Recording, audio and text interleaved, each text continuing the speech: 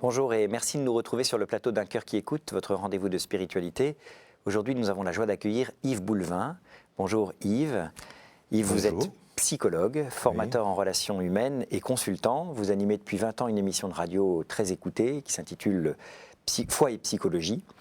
Vous êtes auteur de très nombreux articles, de conférences, dont certaines sont reprises sous forme de CD ou sont disponibles sous forme de CD, et de livres parus dans différentes maisons d'édition, mais beaucoup sont parus aux éditions des Béatitudes. Votre dernier bébé, 100 chemins pour découvrir Dieu dans la vie de tous les jours, toujours aux éditions des Béatitudes. Alors avec vous, nous allons revenir sur votre parcours, et puis bien sûr sur cette interaction entre psychologie et foi qui vous caractérise. Mais auparavant, vous allez commencer par nous lire un texte, comme le veut la tradition dans cette émission. Alors, c'est un texte dont les mots sont importants et qui correspondent bien à ce que je pense être ma vocation, et qui est attribué à saint François d'Assise, ou en tout cas qui est d'inspiration franciscaine. Certains disent que c'est le cardinal Sunens qui a amené ce texte. Je vais vous le lire. Il s'appelle « Dieu de notre cœur ». C'est d'autant plus important qu'il y a des chroniques psychologiques qui viennent le matin dans les radios chrétiennes qui s'appellent « Le psy vous réveille ». Dans le silence de ce jour naissant, je viens te demander la paix, la sagesse, la force. Je veux regarder aujourd'hui le monde avec des yeux tout remplis d'amour, je dirais de ton amour, Seigneur. Être patient, compréhensif, doux et sage, voir au-delà des apparences tes enfants comme tu les vois toi-même, et ainsi ne voir que le bien en chacun, ou plutôt voir le bien en chacun qui permet après de faire travailler les autres niveaux.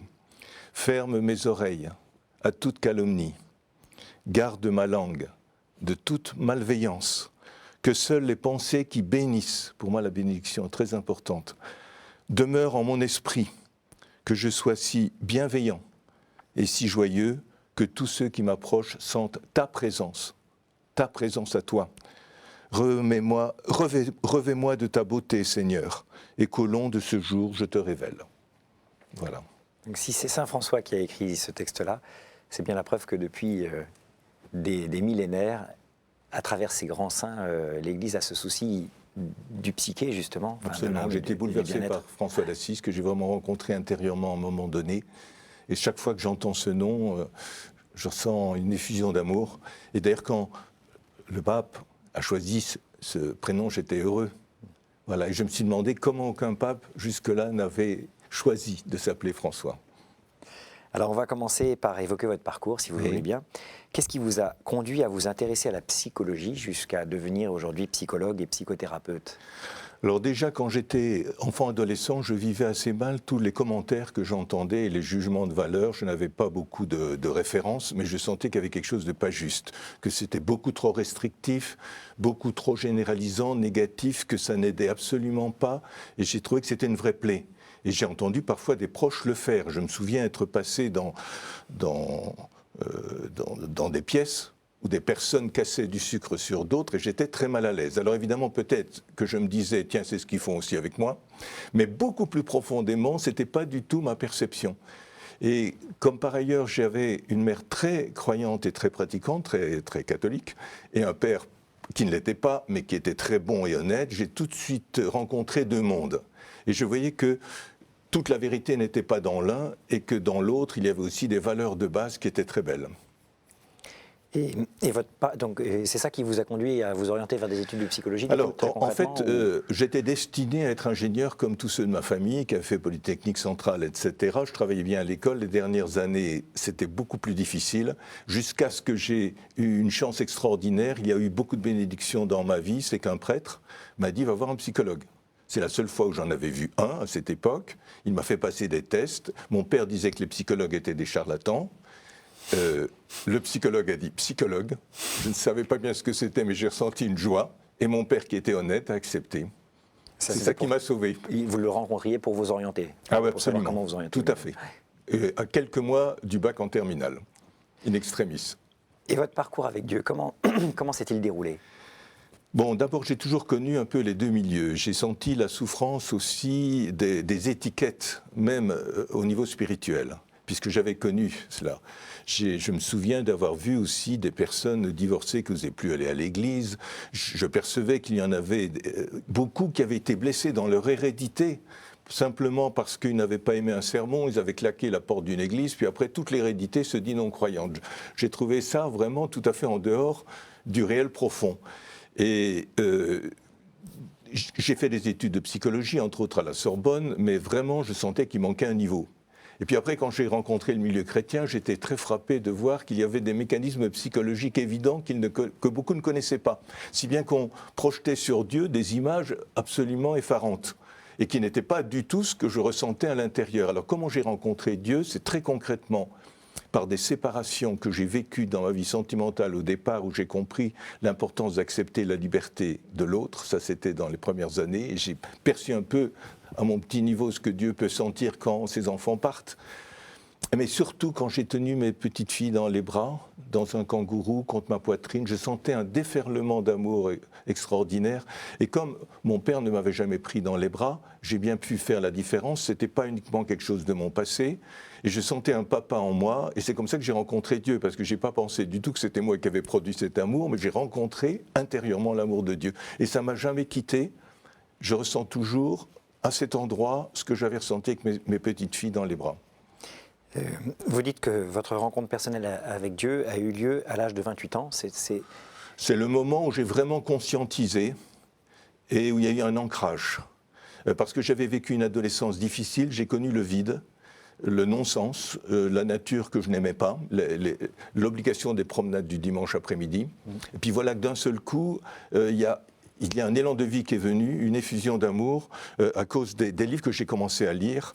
Et puis après, j'ai animé une association où différents courants spirituels venaient. Mais j'entendais tellement de choses ici et là que j'ai eu besoin après de prendre du recul. Parmi les courants, il y avait tout le renouveau charismatique dans les années 75-80, c'est là où je l'ai rencontré, Saint-Gervais aussi à Paris, où j'ai eu des rencontres importantes. Et à un moment donné, j'ai eu besoin de faire le tri. Et je me suis retrouvé dans un petit village de montagne en face d'un sanctuaire avec des agriculteurs qui connaissaient l'art du temps. Et j'ai appris l'art d'aller à un autre rythme. Vous êtes retiré, enfin vous avez pris votre temps de désert en quelque sorte. Oui, pendant 3-4 ans. Et là, j'ai lu la Bible, j'ai lu des écrits spirituels. Tous les jours, il y avait la nature. Et comme je n'avais pas de compensation, parce qu'à 20 km d'une ville, on ne peut pas descendre pour aller prendre un gâteau ou autre chose, ou boire une bière. Eh bien, du coup, c'est la nature qui me nourrissait et j'ai vécu l'émerveillement que je ne connaissais pas. Et la découverte de la nature et de Dieu dans sa création. Et en plus, comme j'avais des enfants petits qui mettaient 1h30 pour faire 200 mètres, j'apprenais à vivre, comme disait la petite Thérèse, à marcher d'un autre pas. C'est quelques années après que vous partez sur Pont-Saint-Esprit? Oui, parce qu'il fallait partir. Et puis le prêtre de la paroisse sortait toujours un texte sur Abraham, etc. À chaque fois, il me le redisait. Et puis un beau jour, je me suis dit, il faut que je rencontre des lieux de vie spirituelle. Et donc j'avais programmé un certain nombre de lieux. Je suis arrivé à Pont-Saint-Esprit, dans le Gard, où je connaissais strictement personne. Et puis, j'ai été bien accueilli, et à l'adoration, j'ai vraiment senti quelque chose de profond qui correspondait à ma recherche, parce que j'avais envie de rendre à Dieu tout ce qu'il m'avait donné. J'avais fait beaucoup d'erreurs, j'ai vécu des ruptures, j'ai vécu des difficultés qui me permettent de bien comprendre les autres. Mais j'ai vu que le Seigneur, au lieu de m'en vouloir, si je puis dire, chaque fois me redonnait une autre chance. Et donc, je voulais simplement faire connaître, partager cela. Et quelques mois après, on m'a proposé de faire des émissions, ce à quoi je n'avais jamais pensé, auxquelles je n'étais pas du tout préparé. Et puis ces émissions sont parties en dehors de moi sur différentes radios. Et puis des personnes m'ont demandé d'écrire des livres, alors que je ne sais pas écrire, je lis très peu. Mais j'ai accepté parce qu'elles disaient on a besoin de ça parce que c'est un support. Et voilà, tout est venu comme ça. C'est venu juste pour venir me rapprocher d'un endroit que je ne connaissais pas et où, au même moment, arrivait la radio, ce que je ne savais pas. Et voilà. Vous voulez être un pont entre croyants et non-croyants. Est-ce que la psychologie permet de faire ce pont? Ah ben sûrement. Sûrement. Pas seulement la psychologie. Pour moi, je parle souvent des poupées russes. C'est très important. Dites-nous pourquoi vous parlez des poupées russes. Alors, pourquoi je parle des poupées russes? Parce que ce que je trouve effarant dans les relations humaines, c'est la capacité que l'on a de s'arrêter, mais je reviens à ce que je disais au début, à un seul point on ne va plus voir que ça, alors que nous avons plusieurs niveaux de profondeur et des tas de facettes. La psychologie, et je le dis dans le livre « La vie, combat au cadeau », l'analyse transactionnelle, auquel j'ai été formé entre autres, parle de 7 facettes en nous. Et je vois que dans la vie de tous les jours, et dans les entreprises aussi quand j'intervenais, c'est qu'on a tendance à se fixer sur une seule facette de l'autre, puis on ne voit plus que ça. Alors, ou on l'idéalise, ou alors on le déteste, mais pour moi, la vue doit être panoramique et en profondeur. Alors, dans les poupées russes, en simplifiant, je vois bien qu'on a tous un masque, un paraître, une carapace liée à toutes nos blessures, notre passé. En dessous, il y a les poupées intermédiaires. Là, c'est le travail du psychologue, de ce labyrinthe dans lequel souvent on s'enferme, et en profondeur, la petite poupée centrale, la seule qui n'est pas en dualité, la seule qui est unifiée, et qui pour moi est l'enfant de Dieu, l'enfant de lumière, et la présence de Dieu en moi. Et donc, mon travail pour moi, c'est toujours d'ouvrir une vision à 3 niveaux, panoramique et profonde, ce qui évidemment améliore les relations. Parce que quelqu'un qui est dit non-croyant, par exemple, c'est un mot. Je dis qu'il y a des croyants qui se croient croyants et des non-croyants qui se croient non-croyants. Et dans le dernier livre, Sans chemin pour découvrir Dieu, je cite entre autres ce que dit un rescapé juif des camps de concentration, Frankel, qui est psychiatre, et qui disait en gros, il n'y a pas de non-croyants, il n'y a pas d'athées, il y a des personnes qui ont un Dieu inconscient, un Dieu caché, qui n'ont pas reconnu. Et je pense, dit-il, que Dieu ne leur en veut pas de ne pas avoir mis un mot, un nom, sur ce qui jaillit de l'intérieur chez eux. Parce que j'ai vu effectivement des personnes non-croyantes qui ont vraiment des valeurs chrétiennes, et parfois des personnes pratiquantes qui en ont un peu moins.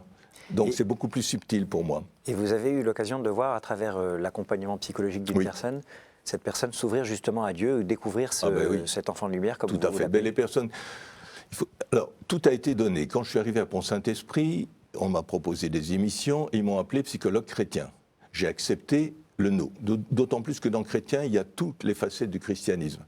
Et donc, comme j'étais appelé psychologue chrétien, les gens qui sont venus vers moi, c'était la plupart du temps des croyants ou des personnes en marche, ou des personnes qui s'étaient éloignées mais qui étaient en interrogation, et donc qui venaient parce qu'elles savaient qu'elles pourraient me parler de leur vie spirituelle et que ce ne serait pas uniquement analysé comme de la fuite ou comme un rempart. Une superstition. Voilà. Est-ce que vous abordez directement, du coup, avec vos patients, la question de la foi? Enfin, vous cherchez à savoir avant s'ils ont la foi ou s'ils ne l'ont pas? Non, c'est eux qui me parlent. Alors, dans l'endroit où je reçois, il y a pas mal d'icônes, etc. Et alors, très curieusement, ça n'a jamais gêné personne, parce que j'ai eu des personnes de toutes les religions, toutes les croyances, et des personnes honnêtes, mais en recherche. La seule personne qui, une fois, est rentrée et sortie, c'était parce qu'elle a vu une statue de Marie et que dans sa confession, elle avait gardé une image de la mariolâtrie. Voilà. D'accord. À l'heure où le maître mot est à la séparation entre le psychologique et le spirituel, surtout dans l'Église, on fait très attention de bien distinguer les deux. Il y a eu un certain nombre d'ouvrages publiés là-dessus. Comment est-ce que vous vous situez par rapport à cette question ? Est-ce que cette séparation, elle a du sens? Mais complètement, mais c'est pour ça que je parle des poupées russes. Dans les poupées russes, les poupées intermédiaires ne sont pas la poupée centrale.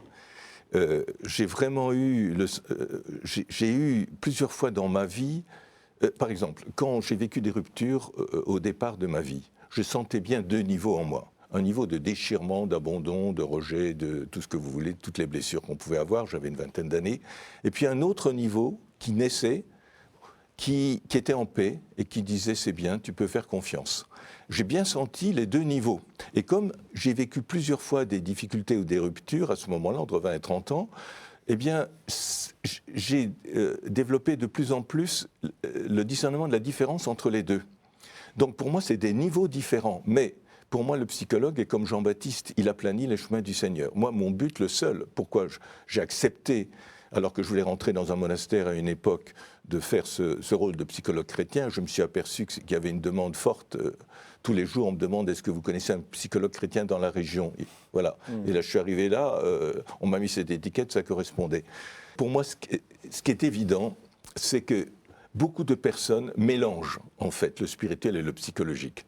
Et on le mélange chaque fois qu'on est dans la critique, le jugement, chaque fois qu'on est dans le dolorisme, où on a perdu la paix, la joie profonde qui nous habite.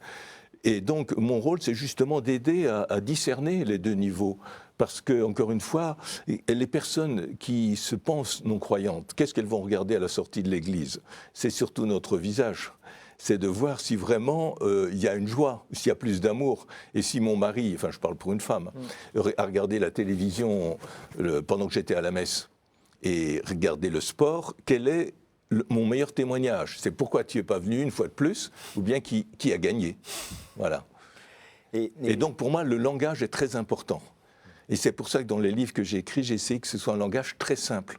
Le Seigneur, au début, m'a permis d'être conseiller en entreprise. Ce n'était pas un monde que j'aimais particulièrement. Mais là, j'ai vu qu'il y avait d'autres mots pour dire la même chose. Et ça me permet aujourd'hui de faire des petits livres avec des petites références. J'avais même animé des groupes de créativité pour de la publicité. Et je voyais bien que ça ne m'intéressait pas au niveau de la publicité, mais par contre, le sens de formules courtes, comme le meilleur est devant moi, comme il n'est jamais trop tard, comme de tout Dieu fait un bien, etc. Voilà. Il y a des petites formules qui sont importantes parce que je crois vraiment, pour moi en tant que psychologue, le changement, c'est une pratique de tous les jours. C'est d'arriver à nettoyer le psychisme pour que l'être intérieur apparaisse. L'image que j'ai souvent, c'est un orgue. Il y a un grand courant, et puis le facteur d'orgue va mettre des tuyaux. Et nous, on a des tas de tuyaux. Le courant intérieur, c'est la présence de Dieu, le souffle divin, mais les tuyaux, c'est notre personnalité. Et souvent, on a des tuyaux un peu bouchés ou trop ouverts. Et moi, mon rôle, c'est d'essayer d'accompagner la personne dans un meilleur réglage de ses tuyaux, des différentes facettes de sa personnalité, pour que l'enfant de lumière puisse apparaître.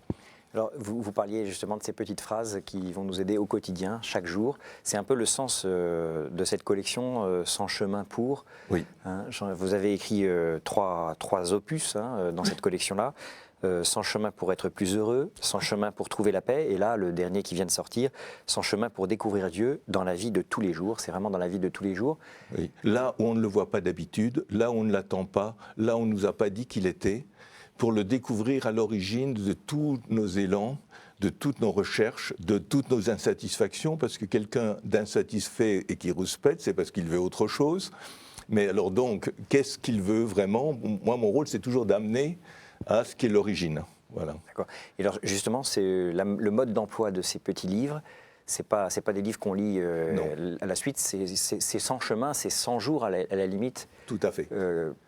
Le premier livre que j'avais écrit, c'était Choisis la vie, une page par jour, parce que vraiment ce que j'avais gardé de mon approche de psychologue et aussi en entreprise, c'est que le changement, c'est vraiment tous les jours, tous les jours, tous les jours. On ne fait bien que ce qu'on fait tous les jours. Et souvent, on ne pense pas, on n'a pas des objectifs d'amélioration de ces communications au quotidien.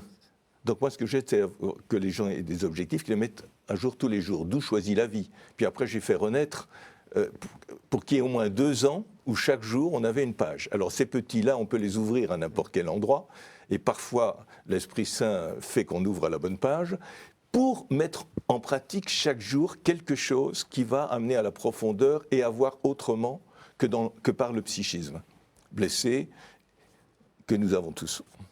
Vous recevez parmi vos patients, j'imagine, des prêtres ou des religieux ou des religieuses.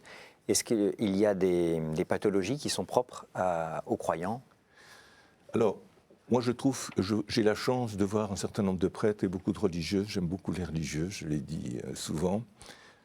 Et puis j'ai été suffisamment proche de monastères et de communautés pour comprendre et connaître la vie de tous les jours dans les communautés. Alors, ils viennent en général parce qu'ils ont des problèmes de relations, ou alors dans leur paroisse, ou par rapport à leur hiérarchie, ou avec d'autres communautaires. Mais en plus, ce qui est assez extraordinaire, c'est que dans la vie religieuse que j'aime tellement, pour arriver à tout offrir, et l'offrande c'est extraordinaire, c'est offrir tout ce qu'on vit. Je dis les bûches, les embûches, là on trébuche, et quand on est mal embûché, et pas seulement ce qu'on fait de bien, et de tout mettre dans la fournaise divine qui va transformer en bénédiction. Pour moi, ce qui est extraordinaire, je fais une erreur, j'ai engueulé un automobiliste, un exemple, admettons, après je vais dire Seigneur, je ne lui en voulais pas à lui, j'ai un geste d'énervement, bénis-le. Voilà. Donc, je vois des religieuses qui se heurtent à une difficulté psychologique.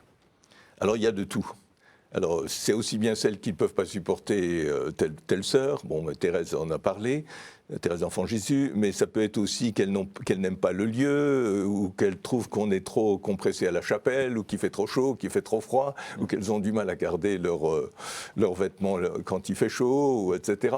Et donc, et puis, surtout, elles viennent dire, pour moi, quand les personnes viennent, ils viennent dans un endroit de miséricorde, où ils savent qu'ils peuvent vraiment dire ce dont ils ont le plus honte et ce qu'ils ne disent pas aux autres. Alors ils savent qu'ils ne seront pas jugés. Alors le psychologue ne remplace sûrement pas le prêtre. Au contraire, il prépare le chemin. Seulement la seule chose, c'est que les personnes qui viennent savent que c'est un homme avec ses vulnérabilités, ses infirmités.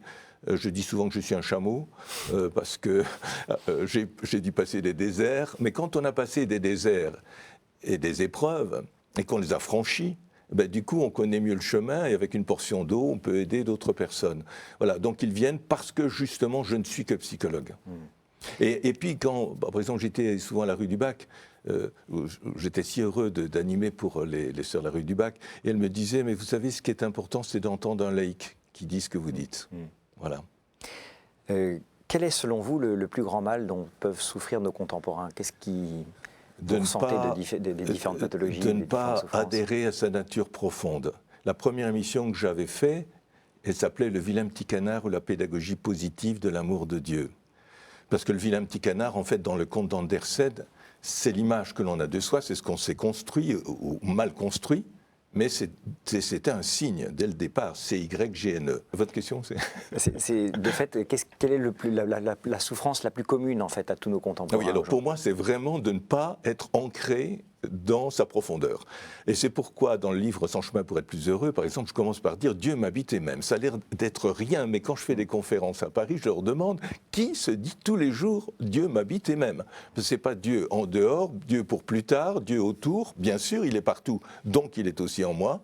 Est-ce que je me rends compte de sa présence? Et donc là, pour reprendre ce que vous disiez sur l'aspect psychologique et spirituel, c'est les blessures. L'image négative de nous, le non-amour de nous, est un obstacle à Dieu. Et donc moi, ce que j'essaye de faire, c'est que les gens s'acceptent. Et dans le livre La vie, combat au cadeau, il y a beaucoup d'exemples pour comprendre que toutes les infirmités, toutes nos erreurs, là on trébuche, là on est mal embûché, etc., tout ça peut permettre d'aller vers plus d'humilité, de mieux comprendre les autres, et on n'a pas à... le pire, c'est le perfectionnisme. Et donc, à partir du moment où on accepte de se laisser aimer tel que l'on est, on va rencontrer Dieu. Donc, pour moi, le mal absolu, et je l'ai connu dans l'adolescence, à un moment donné, le creux, le vide, et je m'en souviens toujours. Et ce souvenir aussi des manques va permettre après de se réjouir de cette essence divine qui nous habite en profondeur. Alors quand on entend beaucoup de choses négatives, de détresse, de souffrance, on n'a pas du mal à garder le moral soi-même? Eh bien non, justement. Non, je n'ai jamais connu ça. Pourquoi? Parce qu'à des moments où le plus difficile de ma vie, je me souviens, j'avais un rendez-vous le soir que j'ai remis parce que j'étais trop déchiré, j'avais une vingtaine d'années. Et puis finalement, je me suis dit, c'est pas une bonne chose, j'ai rappelé la personne et je l'ai vue. Et je me suis aperçu que c'était parce que justement à ce moment-là, je sortais de moi et je me centrais sur d'autres souffrances que la mienne, que cela, en fait, m'aidait. Donc, plus je vois de souffrances, plus il faut que j'aille chercher en profondeur.